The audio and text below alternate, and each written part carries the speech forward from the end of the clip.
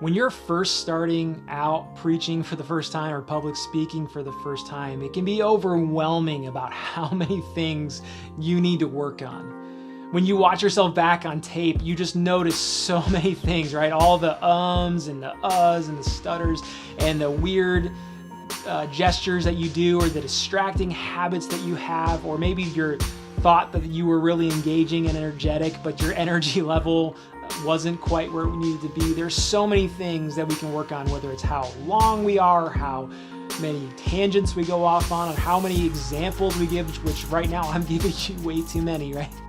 There's so many things that we can work on in our preaching. It's overwhelming, isn't it?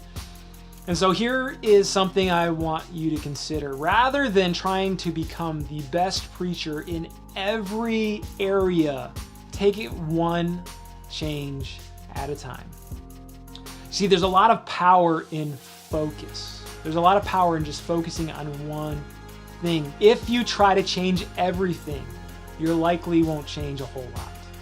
But if you really focus on one thing and fix that, you're going to change that one thing. And then you can change your focus and focus on the next thing. And before you know it, over time, there is power in focused, incremental change.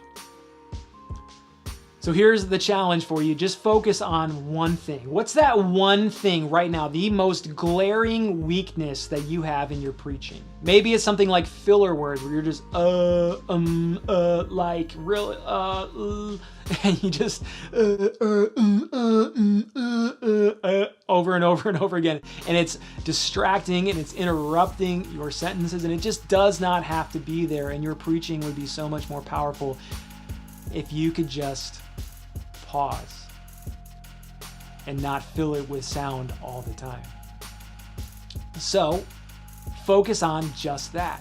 Just focus on that one change. Have somebody record your sermon or have them sit in the audience and do this for you, but watch yourself back, get out a little notepad, and every time you use a filler word, that ums and uhs, just make a little tally mark on your notes.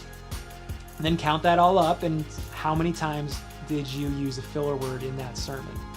And like I said, you can do this, or you can have somebody in the audience do it for you. But then your next week is to say, okay, I used 50 filler words.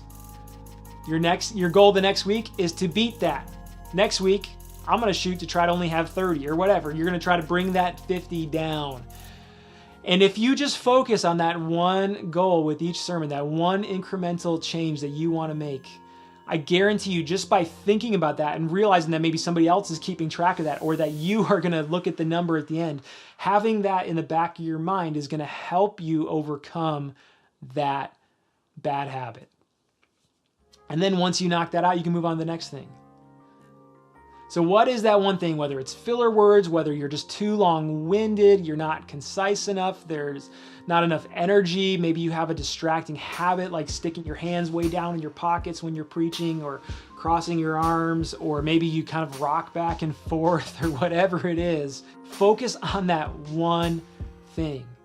Maybe it's your storytelling isn't where it could be. Maybe your jokes aren't landing the way you think they would land, and you need to work on your delivery of your humor.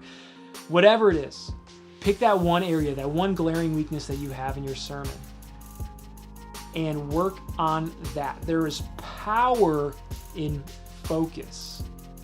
Just like if you were to take the sun and you shine the sun out, okay, yeah, that's going to be warm and that's going to cover the earth. But if you take a magnifying glass and you hold it up to the sun, you can burn ants with that sucker, right? You can set things on fire by focusing the rays of the sun into one little pinpoint.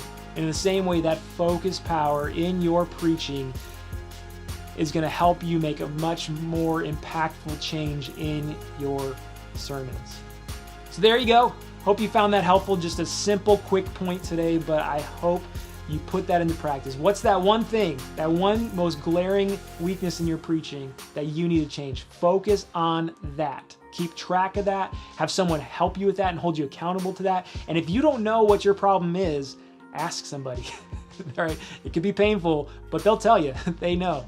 It's pretty obvious. So get out there, focus on that one thing, make that change, focus on that, take the next month and be like, my goal this month in my preaching, aside from the most important part of preaching, delivering the gospel and teaching the Bible to people, but aside from that, my goal to improving my preaching in this is to focus on just this one area. And I guarantee if you do that, if you focus on just one thing and work on it and get better at it, and then focus on another thing and work on it and get better at it, within the next year, your preaching is going to dramatically improve. You're going to get a whole lot better, and way better than if you were just to say, I need to improve everything. There's so much I can fix.